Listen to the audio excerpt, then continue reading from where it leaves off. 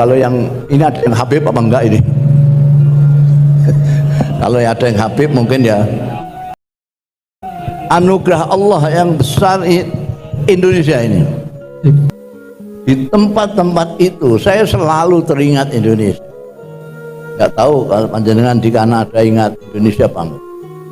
Jadi di Saudi itu kemarin 46. Waktu wukuf kemarin konon 56. Saya pernah tinggal di Mesir agak lama, mengalami musim panas, musim rontok, musim dingin, dan musim semi. Itu hanya musim semi saja yang agak mirip di Indonesia. Lainnya neraka. Musim panas itu kalau pas saya harus ujian musim panas, itu saya belajar buku-buku yang akan saya sinaoni itu saya masukkan ke plastik, terus saya kamar mandi shower saya, kalau enggak masuk satu huruf pun itu saking panas. Kalau saya mau tidur, kasur saya siram satu ember untuk tidur. Kalau musim panas ya. Saya mengembalikan ember, balik ke kasur sudah panas lagi. Enggak neraka itu. Kalau musim dingin, itu sampai 6 di bawah 0 itu. Di sini paling dingin berapa ya? Enggak sampai puluhan. Berapa? 16 paling dingin di sini. Itu saya pernah 16 di bawah 0. Kemulan itu keluar sak driji tok. Itu ngetotor dhewean. Ya Allah. Indonesia ini luar biasa. Peparingnya Allah. Sampai tanya kepada siapa? Bukan hanya secara geografis, tempatnya, iklim, orang-orangnya itu juga baik-baik. Dulu, entah sekarang ya. Sebelum kepengen jadi orang sana orang sini itu, menyadari kenikmatannya menjadi orang Indonesia itu luar biasa. Sampai orang-orang luar menyebut kita bangsa tersenyum, bangsa yang murah senyum. Sampai kalau ke daerah misalnya Magelang apa ya, kenal tidak kenal itu akan menyapa sampean sambil tersenyum. Tidak pernah sana, nggak kenal sama sekali. Tidak budi bude, diminta pangga, kadang-kadang dipanggil bude, padahal ya tidak ponaan tidak apa. Berbagai macam suku yang berbeda-beda, kadang-kadang berlawan-lawanan. Jawa muni manis, Sunda muni amis, ini muni wis, kono muni atos, kadang-kadang itu luar biasa. Bahkan di Indonesia ini akar pun bisa dibuat geduk. Akar kok bisa dibawa geduk itu, kalau tidak di Indonesia tidak ada. Akar pohon itu kan akar telo itu bisa. Di Mesir itu saya lihat sendiri, tempat sepak bola saya pada waktu itu nyewa lapangan seminggu 500 pound sterling pada waktu itu, seminggu sekali. Kadang-kadang prei seminggu pas waktunya kita dapat waktu hari Jumat. Setiap hari Jumat kita pergunakan lapangan itu. Bayarnya 500 pound Egypt, hanya seminggu sekali. Itu pun kadang-kadang prei Jumat kita tidak boleh main. Kenapa? Karena rumput sedang disirami. Rumput disirami, kalau tidak disirami dia mati. Di sini rumput sampai dibedoli karena tidak disirami, tumbuh di mana-mana. Indonesia. Sekian banyak suku, sekian banyak etnis, sekian banyak bahasa, tapi punya bahasa kesatuan Indonesia. Orang Jawa bisa berkomunikasi dengan orang Batak, orang Aceh bisa berkomunikasi dengan orang Madura, karena ada bahasa. Di Filipina konon mau punya seperti Indonesia bahasa persatuan, bahasa kesatuan, bahasa Tagalog itu, tapi konon sampai sekarang belum bisa dijadikan bahasa yang seperti bahasa Indonesia. Padahal di sana dari kampung ke kampung sudah berbeda bahasanya. Ini Indonesia. Kita tidak pernah mensyukurinya. Ada anugerah lagi yang lebih besar dari itu, yaitu kita dipilih oleh Allah Subhanahu wa taala menjadi umatnya Nabi Muhammad sallallahu alaihi wasallam. Itu anugerah yang luar biasa. Ini bukan karena kepandaian kita, bukan karena kepandaian mubalek, bukan kepandaian kiai dan ustadz yang bicara kepada kita, bukan. Kalau karena mubalik, karena kiai, karena ustadz yang mempengaruhi kita untuk menjadi umatnya Nabi Muhammad sallallahu alaihi wasallam, kadang-kadang kan ada orang yang menepuk dada, orang sini dulu itu mbambung semua. Tekel saya ini, ketika saya datang sini orangnya sudah bagus-bagus semua, semuanya ibadah. Alhamdulillah, gayanya alhamdulillah kayak bersyukur gitu, tapi sebetulnya sombong itu. Alhamdulillah dulu orang sini ini mbambung semua, yang sholat aja tidak ada. Alhamdulillah setelah saya datang ke sini, saya ajak ngomong, alhamdulillah sekarang semua ibadah. Itu kan kelihatannya kayak syukur tuh, tapi itu sombong itu. Karena kita ikut Kanjeng Nabi Muhammad Shallallahu Alaihi Wasallam itu pilihan dari Allah. Itu seperti halnya Pak Jokowi jadi presiden. Itu hak prerogatifnya Gusti Allah. Makanya saya mengatakan ini yang perlu disyukuri yang besar sekali, karena kita dipilih oleh Allah menjadi umatnya Nabi Muhammad Shallallahu Alaihi Wasallam. Kita itu, kalau yang ini ada yang Habib apa enggak ini? Kalau ada yang Habib mungkin ya bisalah mengatakan dekat Rasulullah, masih ada darahnya kepada Rasulullah. Tapi delok potongan ini enggak. Ya sama dengan saya gini. Jadi bagaimana sampean ikut Nabi Muhammad itu, bagaimana asal usulnya gimana? Itu muskil. Sebetulnya kalau dinalar secara rasio, kita ikut Nabi Muhammad itu muskil. Kita kok berkiblat ke Ka'bah, itu muskil. Mau ke sana itu masih 9 jam pakai pesawat jet. Pakai pesawat jet ke sana itu masih 9 jam. Kok kiblatnya ke sana? Kok enggak yang dekat aja nih? Borobudur. Borobudur kan lebih dekat. Juga sama-sama batunya.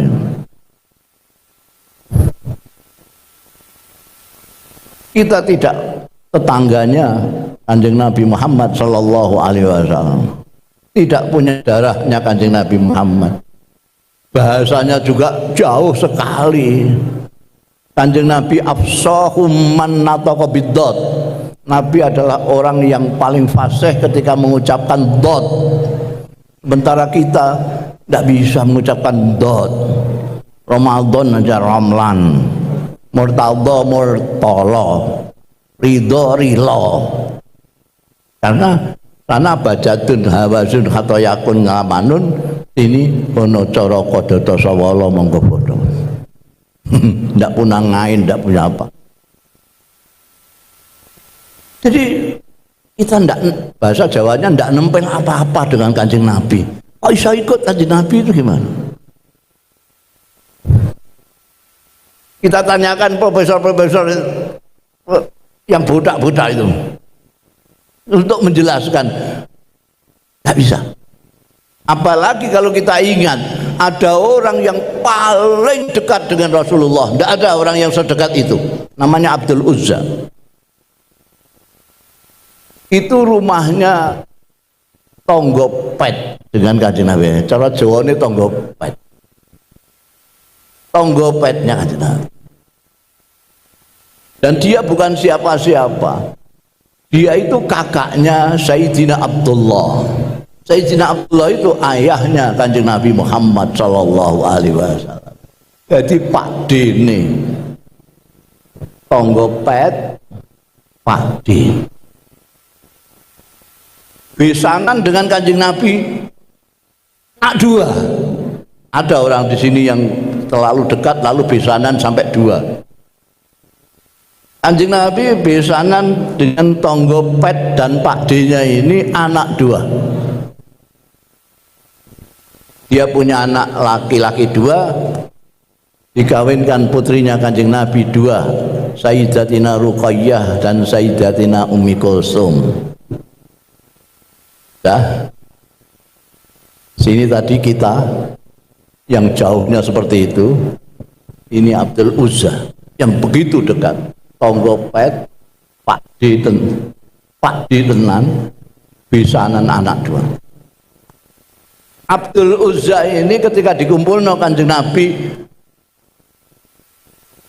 ketika diperintahkan oleh Allah, pasta bimatu naik ke Gunung Sofa itu, diundang semua itu kerabatnya, diajak menyembah Allah Subhanahu wa Ta'ala. Itu yang paling dekat ini tadi, Abdul Uzza adalah orang pertama, bukan hanya menolak, mencaci maki kan. Ketika dia tabban laka ya Muhammad, itu katanya, Muhammad, masa orang-orang tua-tua kamu kumpulkan di sini hanya untuk kamu beritahu Tuhan itu satu. Sampai pangeran pirang-pirang kok mbok kon siji tok. Ngamuk kok. Karena dia mengatakan tabban laka ya Muhammad, kekasihnya Kanjeng Nabi Muhammad sallallahu alaihi wasallam ora terima menurunkan ayat tabbat ya Abi Lahab. Abi Lahab itulah Abdul Uzza. Julukannya Abu Lahab karena mukanya selalu merah kayak orang marah.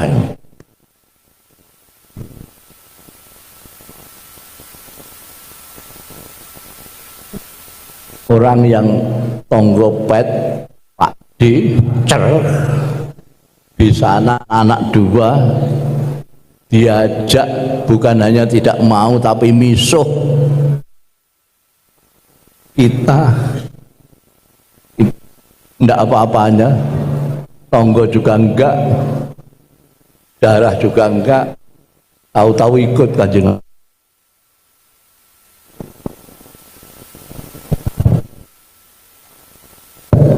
Mana profesor yang bisa menjelaskan gimana itu tuh? Kita akan nggak bisa.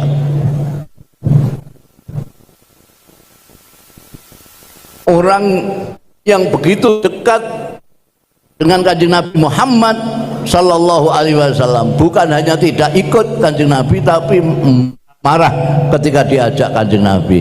Kita yang jauhnya begini ikut Kanjeng Nabi dan berdoa mudah-mudahan diakoni umatnya Kanjeng Nabi.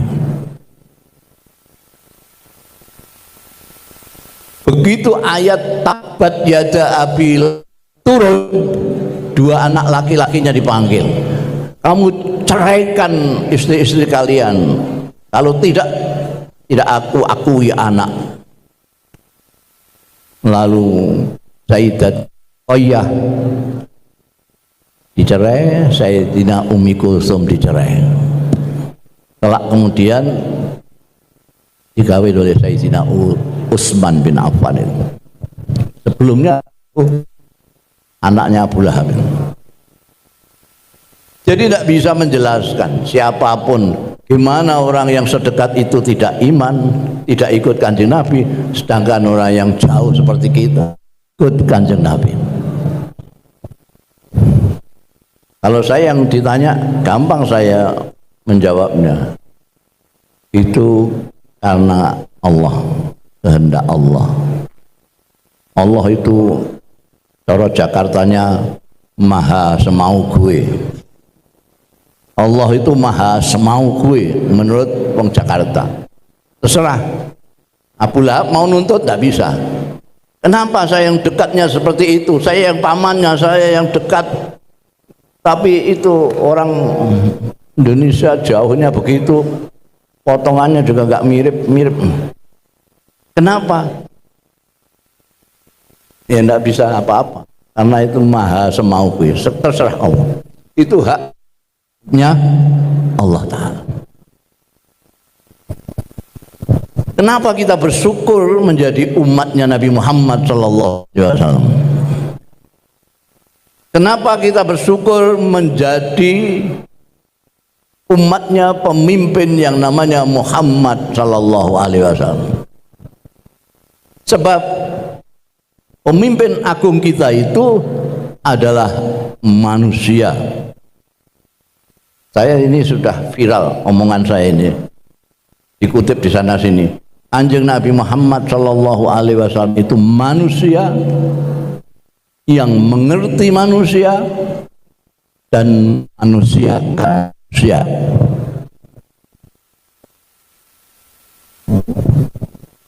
Hanya pemimpin yang manusia itu kelihatannya, tapi dia tidak mengerti manusia. Dikiranya kalau tidak seperti dia bukan manusia atau setengah manusia. Itu banyak. Mentang-mentang dia ahli wiridan, ada orang baru mau tanya minta ijazah. Kok saya dikasih ijazah? Supaya tenang hati saya. Ya udah ini, baca ayat kursi ini setiap habis sholat 35.000 kali ya. Ini namanya orang meskipun diundang kiai sekalipun, ini manusia yang tidak ngerti manusia. Pokoknya ukurannya manusia dialah. Kalau tidak seperti dia bukan manusia. Itu kan ada yang seperti itu. Pemimpin yang kelihatannya manusia tapi tidak mengerti manusia. Ada yang ngerti manusia tidak memanusiakan. Hanya itu. Wah, mentang-mentang dia dibutuhkan orang banyak. Kalau orang butuh apa-apa memerlukan tanda tangannya dia. Lalu rakyat jelata kalau urusan dengan dia dikelewer, tidak dianggap manusia. Setengah manusia itu biar keleleran dulu nanti baru saya tanda tangani. Kalau Kanjeng Nabi Muhammad sallallahu alaihi wasallam manusia yang mengerti manusia dan memanusiakan manusia. Karena itu kalau kita menjadi manusia, tetap menjadi manusia, itu tidak ada sulitnya sama sekali mengikuti Kanjeng Nabi Muhammad sallallahu alaihi wasallam. Paling mudah-mudahnya mengikuti pemimpin adalah mengikuti Kanjeng Nabi sallallahu alaihi wasallam. Kenapa? Karena beliau manusia yang paling manusia, mengerti manusia dan memanusiakan manusia, dan kita ini manusia. Coba sampai tunjukkan apa perintahnya Kanjeng Nabi yang berat bagi sampean.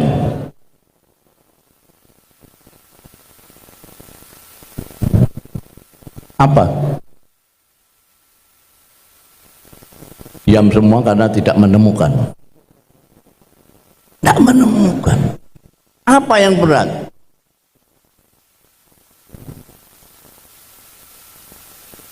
Apalagi perintahnya Rasulullah itu diembel-embeli.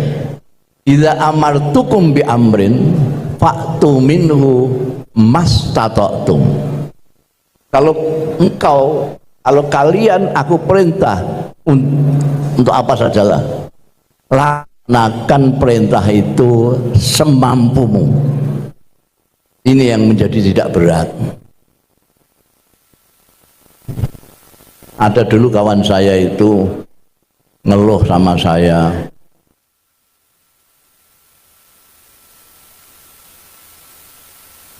saya ini sampai tahu sendiri ya, kalau tidak sebut kaya ya kecukupan lah. Saya punya mobil 3, truk saya 4, istri saya cantik, rumah saya 3.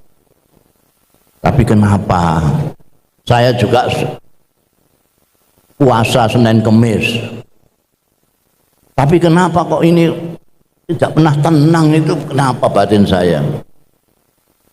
Karena dia mengatakan puasa Senin Kemis, jadi saya tebak, jangan sampean perlu meningkatkan kualitas sholat sampean.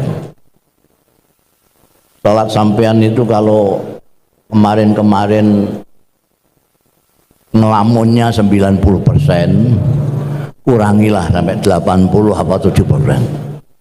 Sampai nanti itu ingat bacaan-bacaanmu lah, sampai ingat Allah Ta'ala. Sampai kurangi itu lamunan-lamunan.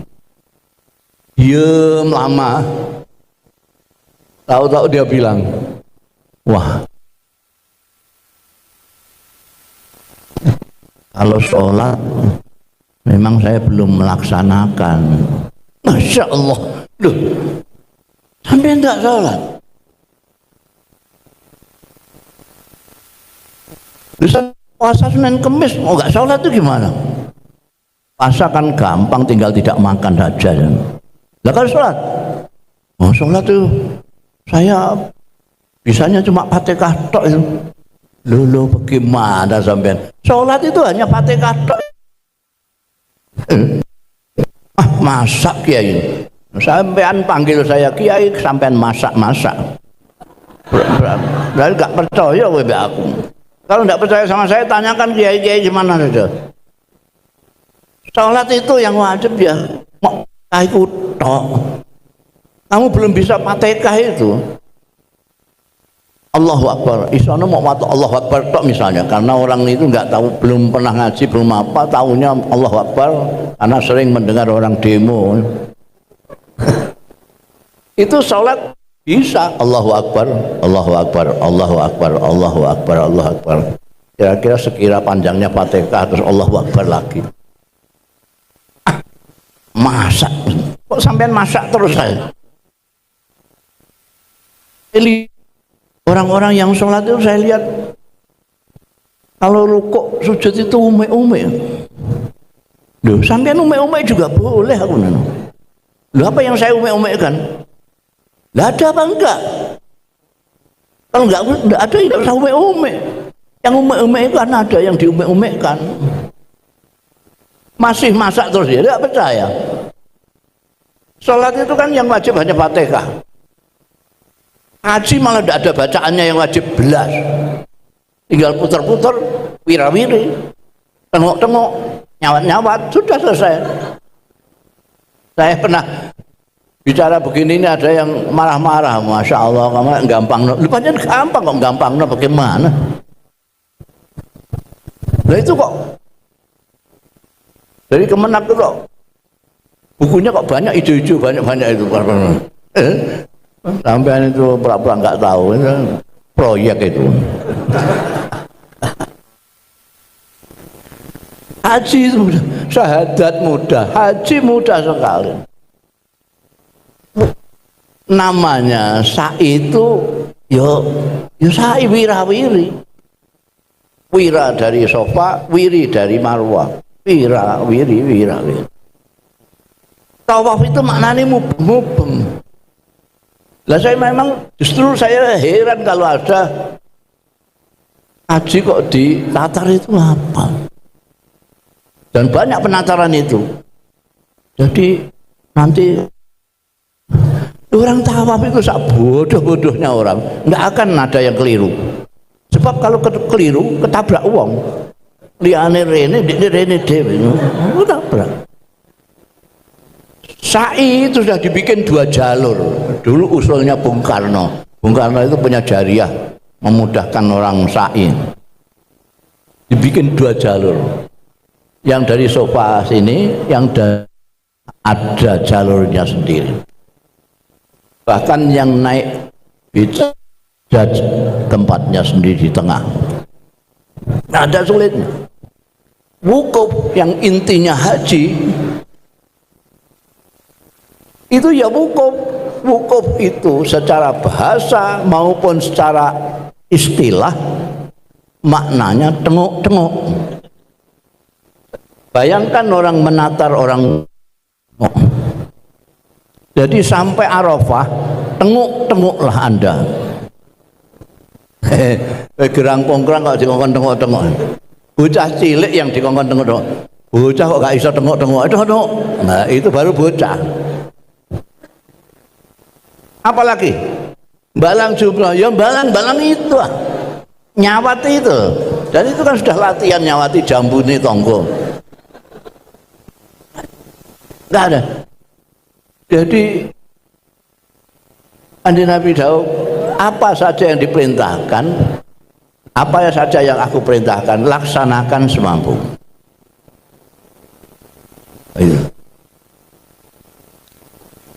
Nah ini bukan kersane Kanjeng Nabi dewe, tapi kersane Gusti Allah Ta'ala. Allah Ta'ala dawuh di dalam Al-Quran, ittaqullaha mastata'tum. Takwalah kalian semampu kalian.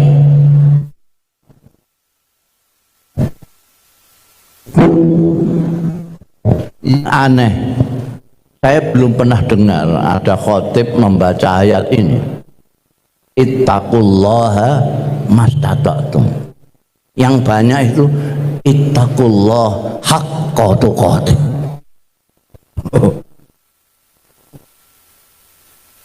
Sudah pernah mendengar khotib membaca ittaqullaha mastata'tum? Yang sering ya ittaqullah haqqa tuqatih.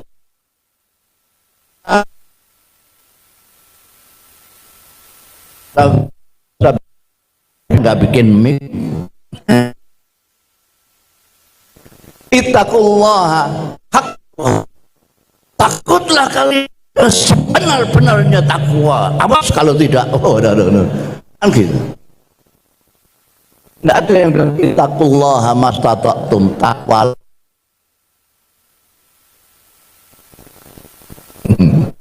Padahal banyak mufassir justru yang mazhab nasih mansuh menyatakan bahwa ittaqullah haqqa tuqatih sudah dinasih dengan ittaqullaha mastata'tum. Tapi khotib-khotib masih memilih ittaqullaha haqqa tuqatih daripada ittaqullaha mastata'tum. Takwalah semampu. Dan Kanjeng Nabi Muhammad sallallahu alaihi wasallam karena manusia jadi tahu kemampuan kita manusia ini.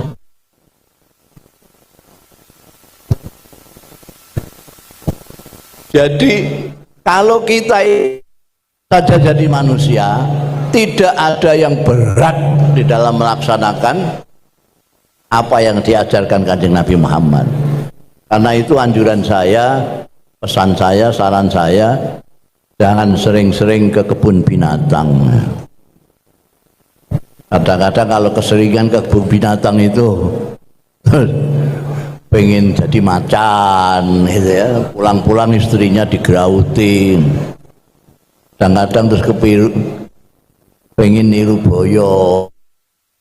Wong ganteng-ganteng rasani cah wedok-wedok.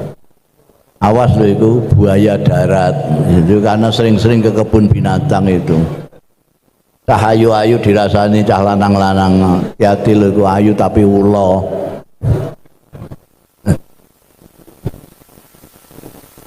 Kita itu diciptakan Gusti Allah sebaiknya makhluk.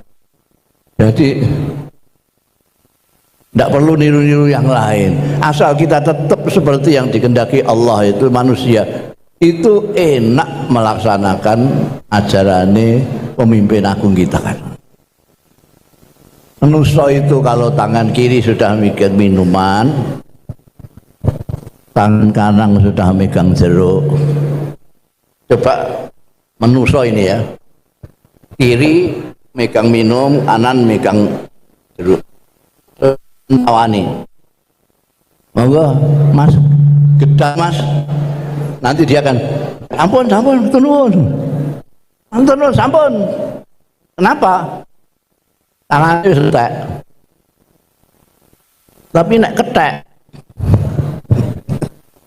kiri pegang gedang, tangan megang jeruk, sampai tawani roti, nanti kan kakinya gini. Ada manusia yang begitu, selakai ngono ya, tangannya pirang-pirang.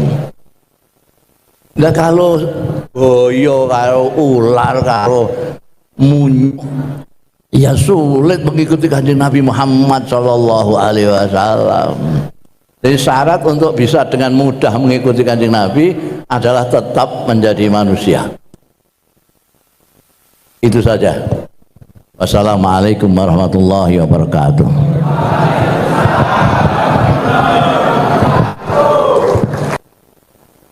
Kami sampaikan terima kasih atas penyampaian pembahasannya oleh Kiai Haji Ahmad Mustafa Bisri. Selanjutnya kita memasuki sesi tanya jawab dari hadirin semuanya. Apabila ada pertanyaan dipersilahkan menyampaikan. Kami batasi 4 pertanyaan, 2 untuk jamaah laki-laki dan 2 untuk jamaah perempuan. Silahkan mengangkat bagi hadirin yang ingin bertanya. Panitia tolong dikasih mic-nya. Assalamualaikum warahmatullahi wabarakatuh. Tepangaken Gus, nami kula Emrendra Jaya Putra. Kula saking prodi teknik listrikan kapal. Kula saking tlatah Bojonegoro. Mriki kula ajeng tanglet teng ngene jenengan. Sepindah kula matur sampun bersyukur kalih jeneng Gusti sampun diwenehi panggih panjenengan teng ngene Politeknik Perkapalan Negeri Surabaya mriki. Sepindah malih kula ajeng tanglet Gus. Teng mriki ngaji ini pun bab bersyukur. Tapi kalau wingi niku kathah lare-lare yang viral mengenai bunuh diri, Bos. Nah, niku kan mboten bersyukur untuk hidup ini gitu, Bos.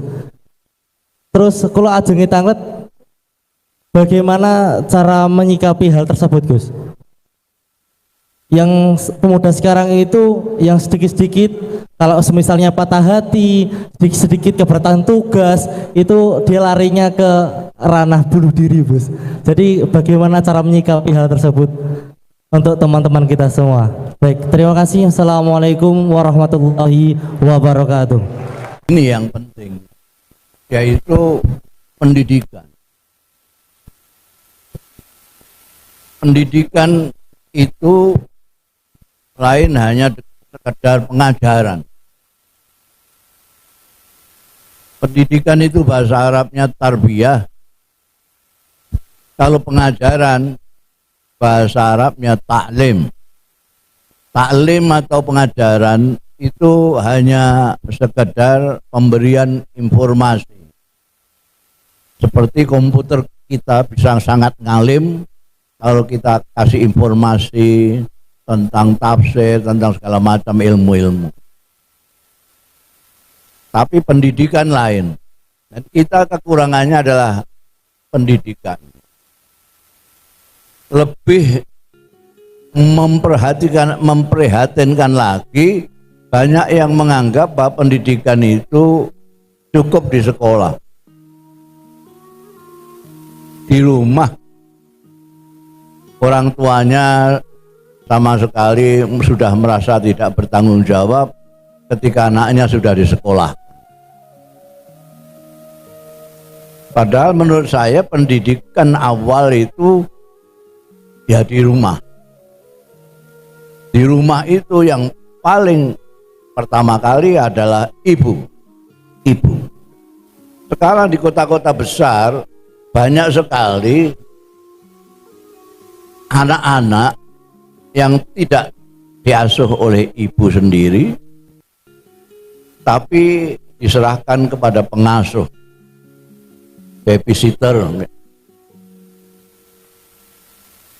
Padahal elusan tangan seorang ibu itu tidak tergantikan oleh 1000 babysitter keluaran akademi babysitter yang paling canggih sekali.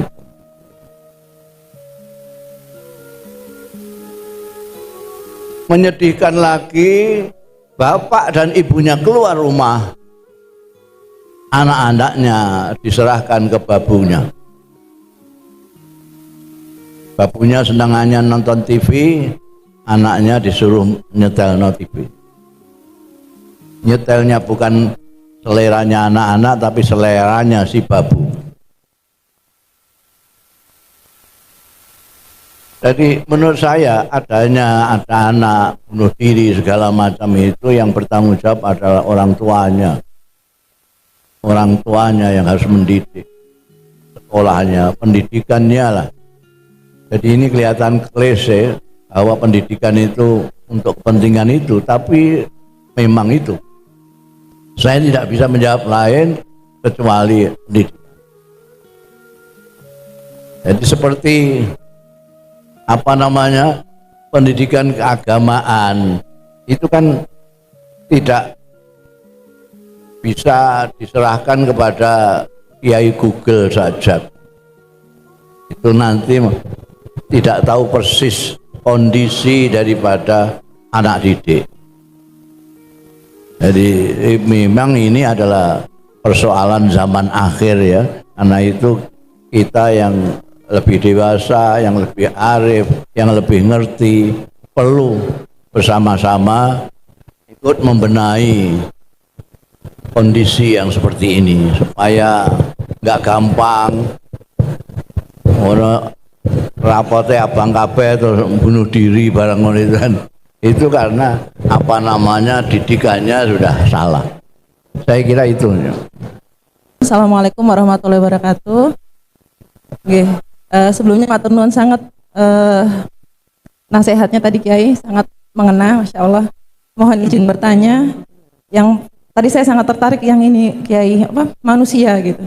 Jadi seingat saya di Al-Quran itu malaikat itu pernah protes nggih. Masya Allah, kenapa engkau menciptakan manusia yang sedang merusak dan menumpahkan darah? Kemudian Allah menyampaikan engkau tidak mengetahui yang Allah tahu, gitu.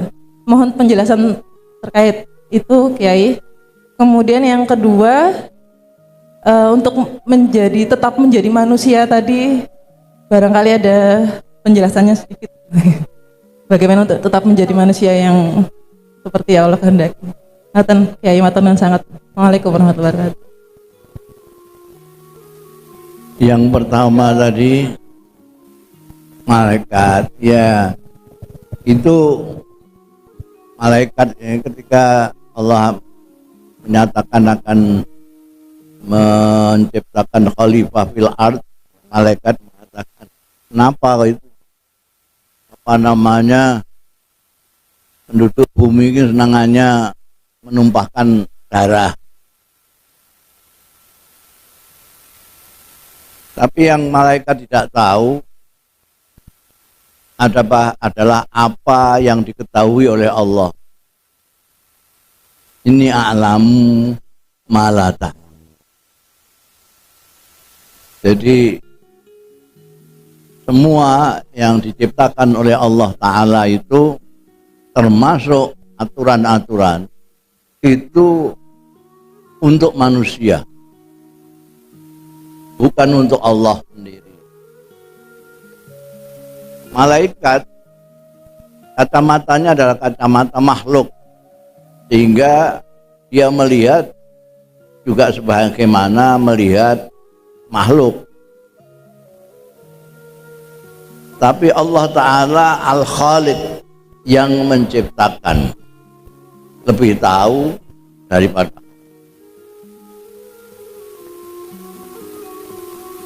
hamba-hamba Allah itu. Untuk kepentingan hamba-hamba itu, Allah Ta'ala memberikan arahan-arahan, aturan-aturan, bahkan cobaan-cobaan. Kalau aturan-aturan dilaksanakan, cobaan-cobaan dilalui dengan sukses, maka dia akan berbahagia sesuai yang dikehendaki Allah Ta'ala. Allah menghendaki kita semua ini bahagia, tapi kadang-kadang kita ini yang tidak ingin bahagia. Kanjeng Nabi Muhammad SAW sendiri yang diutus oleh Allah Ta'ala menyebutkan kullu ummati yadkhulunal jannah illa man aba. Semua umatku masuk surga semua, jaminan Rasulullah, kecuali yang tidak mau.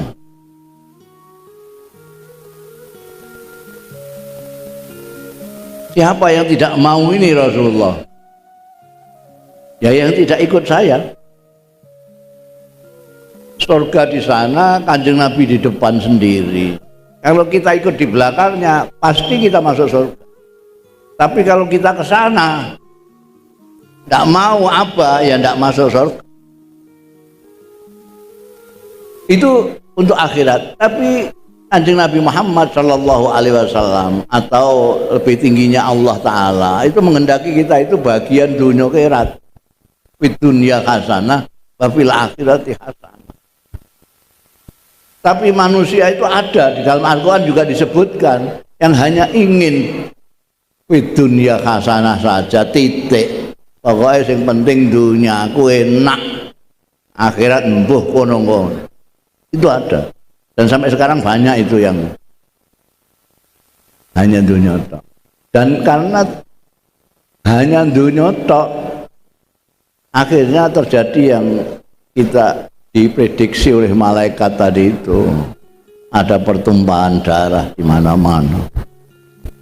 Karena hanya sekedar rebutan dunia itu.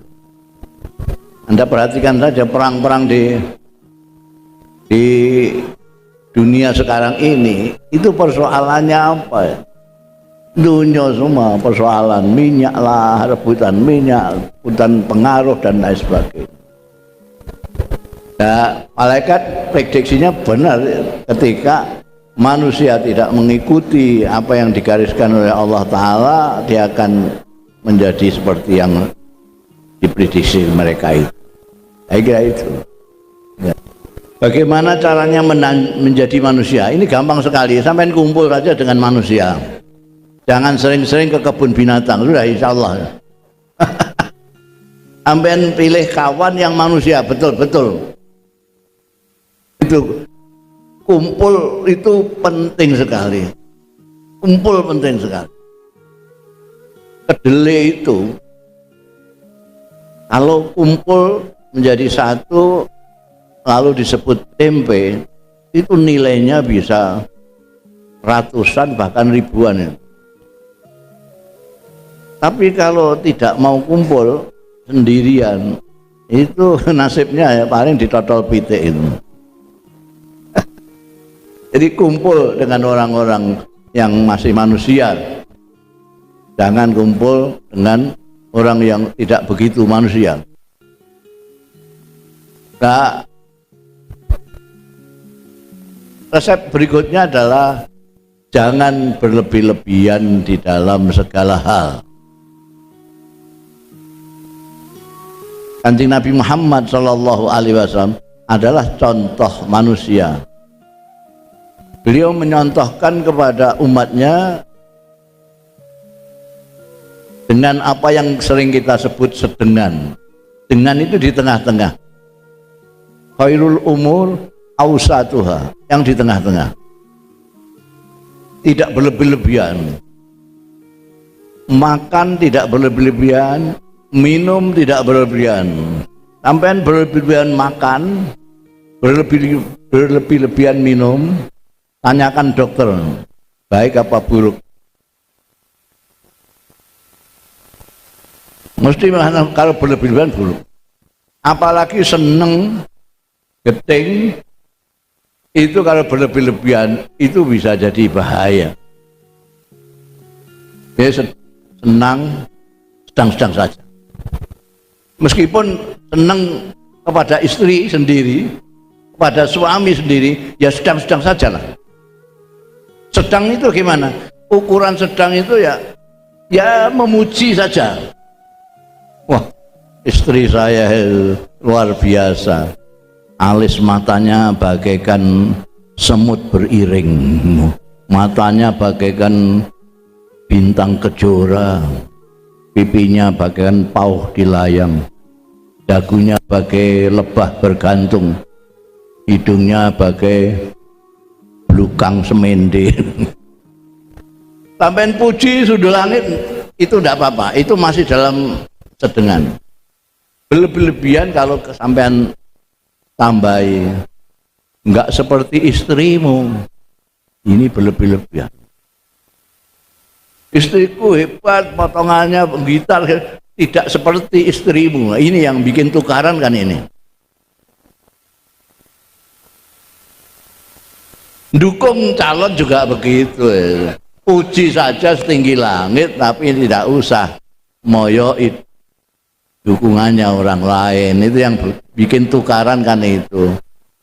Ini tukaran dewi, kono enak-enakan dewi. Kita yang rugi. Jadi itu gara-gara kita berlebih-lebihan. Jadi manusiawi sekali kalau kita gedeng atau seneng, tapi jangan berlebih-lebihan. Itu ukurannya manusia. Terima kasih. Assalamualaikum warahmatullahi wabarakatuh.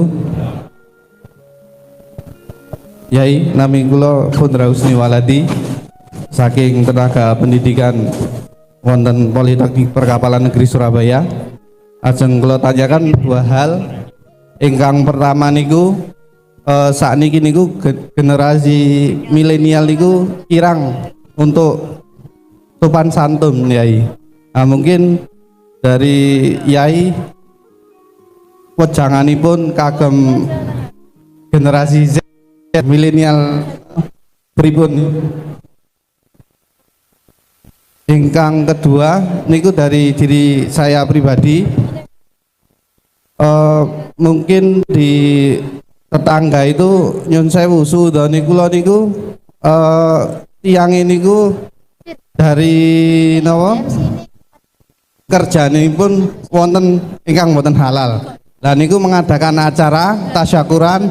Lah niku hukume pripun, Yai? Apakah kula dari diri kula yang penting kita niat untuk masyarakat derek kemawon ngoten, Yai. Ngoten, Yai. Assalamualaikum warahmatullahi wabarakatuh. Milenial ya. Itu jawabannya sama dengan tadi. Jadi soal pendidikan ya. Dulu itu di sekolah itu ada mata pelajaran budi pekerti, itu ada. Zaman saya di sekolah rakyat namanya. Sekarang tidak ada. Tidak. Jadi malah kalau kita lihat, kecuali di TK, saya tidak melihat pendidikannya. Adanya pengajaran saja. Pengajarannya luar biasa itu. Pengajaran ini menghasilkan orang-orang pinter, intelektual. Tapi pendidikan ini yang menghasilkan orang terdidik, orang yang berakhlak. Kalau yang Anda maksudkan hanya sopan santun, itu etiket itu lebih mudah. Yang sulit adalah etika. Akhlak itu etika, etiket itu sopan santun. Sopan santun itu asal orang tua menyontohkan anaknya pasti. Orang tua itu adalah pendidik anaknya yang paling mendidik. Kalau bapak sama ibunya itu aja, saya punya keluarga di daerah Magelang sana ya. Itu sopan santunnya luar biasa karena mulai ibunya ayahnya ini dengan cucunya saja dia basa krama inggil. Tidak pernah basa ngoko sama sekali. Apalagi dengan anaknya, apalagi dengan sesama. Dan cucunya saja krama. Akhirnya di sana tidak ada yang tidak tawaduk, tidak sopan kepada orang tua. Nah, jadi sekali lagi itu juga pendidikan. Pendidikan. Ya. Nah sekarang ini lebih dipentingkan lagi pendidikan karena zaman milenial ini zaman medsos. Sayangnya orang tuanya sendiri ini masih perlu dididik juga. Karena yang marahi medsosan itu juga orang tua. Saya lihat satu keluarga isinya orang 5, suami istri sama anaknya 3 di suatu restoran. Tak perhatikan itu, tidak pernah omong-omongan, masing-masing ngomong-omongan dengan HP-nya sendiri-sendiri. Jadi bapak tidak bilang sama anaknya, tidak ngomong sama anaknya, suami tidak ngomong sama istrinya, ibu tidak ngomong sama, semuanya pegang HP semua. Sibuk bukan main dengan orang lain, tapi jauh dengan orang yang terdekat. Nah ini masalah bagi generasi Z ini. Karena tantangannya banyak sekali. Orang tuanya harus lebih terdidik kalau memang ingin mendidik anaknya. Kalau tidak ya dididik HP. Tadi yang kedua apa? Dengan itu diundang orang hajatan gitu, sampai ragu-ragu ada yang haram atau tidak ada. Kita itu tidak disuruh jelimet gitu ya. Masuk warung lalu masuk ke pawonnya ini no babine apa ora ndak ya pesen aja. Jadi ndak boleh istilahnya ndake no masalah ndak usah. Ya udah. Ini bukan saya yang ngomong, Kanjeng Nabi juga tidak mengatakan agama itu mudah, tapi Kanjeng Nabi ngendika sungguh agama itu mudah. Tidak hanya agama itu mudah, sungguh agama itu mudah. Ini hadis sahih. Saya jarang dalil, ini tak dalil, dalilnya pakai dalil sahih.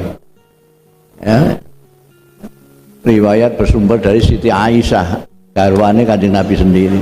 Kanjeng Nabi ngendika innad dina yusrun. Sungguh agama itu mudah. Dan ini bukan karangannya Kanjeng Nabi sendiri, karena Kanjeng Nabi itu tidak bicara atas nama hawa nafsu. Wa ma yantiqu anil hawa in huwa wahyun yuha. Allah sendiri berfirman yuridullah wa la yuridu bikumul usra. Allah tidak hanya berfirman yuridullahu bikumul yusra, Tuhan menghendaki kamu gampang, titik, tidak. Tapi Tuhan menghendaki gampang dan tidak menghendaki sulit. Artinya ini taukid. Tuhan sama sekali tidak ingin hambanya ini kesulitan. Yuridu bikumul usra wala yuridu bikum. Jadi tidak usah dipersulit. Tuhan ya pirsa lah, kita ini makhluknya zaman akhir ini sudah wis gelem muludan, gelem ngaji, sudah seuntung lah, gelem belum sedekah segala macam itu sudah cara bahasa Rembang itu loktung itu luwung lah, luwung. Jadi saya kadang-kadang malah ingin ketawa kalau orang wah kita harus begini Gusti Allah wis pirsa macam-macam itu sudah seperti ajarannya Kanjeng Nabi aja lah, sedang-sedang saja, terus ndake-ndake. Nah, kalau apa namanya sampean ragu-ragu ya sudah, tidak mayaribuk, tinggalkan aja. Alasan apa tak apa saya tidak mau datang. Gitu aja, enak kan. Kalau saya yakini halal kabeh itu malah enak, tak akan mengapakan kau. Jadi apa namanya agak mudah saja. Ini bukan gemampang tapi memang gampang. Itu banyak kok di Quran maupun di hadis, itu banyak sekali dalil-dalil yang menyatakan bahwa beragama ini gampang. Cuma kebanyakan ustadz-ustadz itu sendiri yang tidak ingin orang-orang itu ngundang gemampang ya. Nek tak gampang ndak gemampang. Ya ndak begitu. Apa yang dikatakan oleh agama begitu ya begitu, jangan disembunyikan malah kayak wong Yahudi, tidak boleh. Gampang bilang gampang, sulit bilang sulit. Lalu karena gampang lalu tidak pernah dibaca. Inna dina yusrun tidak pernah dibaca. Wa ja'alallahu fid dini min haraj tidak boleh dibaca. Yuridullahu bikumul yusra tidak boleh dibaca. Payah itu, malah dosa. Jadi yang enak saja, yang enak saja. Beragama itu yang enak saja. Kalau merasa beragama kok sumpek kabeh, ya salah gurune ngono ae. Gampangane gitu. Sampai beragama kok sulit kabeh, salah gurune gitu aja. Orang beragama itu supaya enak. Gitu ya. Hadirin yang berbahagia, untuk sesi selanjutnya yaitu penyerahan cindera mata yang akan diserahkan langsung oleh Direktur Politeknik Perkapalan Negeri Surabaya dan juga ditemani dengan pembina, jajaran direksi beserta ketupel untuk dokumentasi bersama.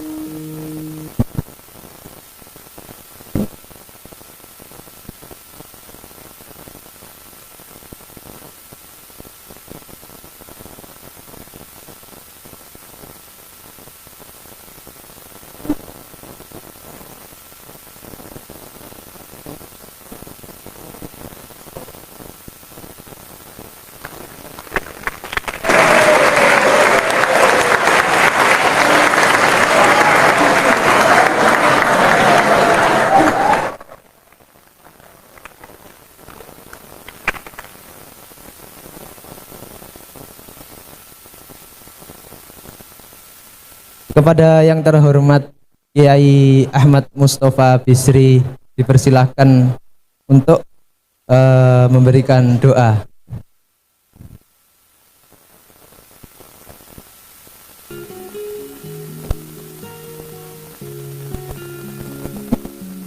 Sebelum saya berdoa, saya tawarkan kepada Anda sekalian, mau saya kasih ijazah. Tapi janji dilaksanakan. Jadi saya tadi bicara soal syukur. semuanya termasuk syukur itu sebetulnya Allah yang menentukan. Kita ingin kayak apapun untuk bersyukur, tapi kalau kita tidak ditunjukkan anugerah, iki anugerah ini anugerah, kita tidak bersyukur. Karena itu ijazah saya ini ijazah supaya minta bisa bersyukur. Istimewanya apa yang ingin saya sampaikan ini adalah bermula dari Rasulullah Sallallahu Alaihi Wasallam sendiri yang diberikan kepada sahabatnya yang dicintainya. Jadi apa yang saya sampaikan kepada Anda nanti ini insya Allah adalah yang pernah disampaikan disampaikan Rasulullah Sallallahu Alaihi Wasallam kepada sahabat yang dicintainya. Saya jadi harus mengatakan saya menyintai kalian. Karena saya menyintai kalian, maka saya ijazahkan ini nanti. Karena semua guru-guru saya, mulai Kiai Bisri Mustafa, Syekh Yasin Al-Fadani, ke atasnya Syekh Hamdan, ke atasnya Syekh Faleh, atasnya sampai Sayyidina Mu'adz bin Jabal, semuanya menirukan Kanjeng Rasul. Ana uhibbuka fakul dubura kulli sholatin Allahumma a'inni ala zikrika wa syukrika wa husni ibadatik. Yang sudah hafal kebetulan, yang belum bisa dicatat ini yang di kalangan pesantren disebut hadis musalsal. Sanadnya bersambung dari saya sampai ke Mu'adz bin Jabal sampai Rasulullah Sallallahu Alaihi Wasallam. Rasulullah Sallallahu Alaihi Wasallam bersabda kepada Mu'adz bin Jabal, ana buka fakul dubura kulli sholatin Allahumma a'inni ala zikrika wa syukrika wa husni ibadatika. Mu'adz, aku menyintaimu, maka bacalah setiap habis sholat Allahumma a'inni ala zikrika wa syukrika wa husni ibadatika. Allahumma a'inni, bantukah Allah, ya Allah ya Tuhan kami, a'inni, bantulah saya, a'inni ala zikrika, untuk mengingatmu, wa syukrika, dan mensyukur kepadamu, wa husni ibadatika, dan memperbaiki ibadahku. Karena semuanya ini kalau tidak pertolongan Allah kita tidak bisa. Ketika saya datang bersama Allah yarham Gus Dur, Kiai Sahal dan kawan-kawan kepada Syekh Yasin, ahli sanad abad 20, itu beliau mengatakan setelah membacakan sanad dari Mu'adz bin Jabal sampai guru beliau, lalu beliau mengatakan, ana uhibbukum fakul dubura kulli sholatin Allahumma inni ala zikrika wa syukrika wa husni ibadat. Ayah saya juga mengatakan begitu kepada saya, ana uhibbuka fakul. Sekarang saya mengucapkan kepada Anda seperti guru-guru saya dan sampai kepada Mu'adz bin Jabal, ana uhibbukum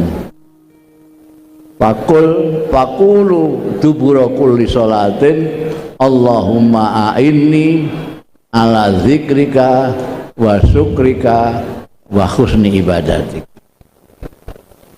Saya menyintai kalian, maka bacalah setiap habis sholat Allahumma a'inni ala zikrika wa syukrika wa husni ibadatik.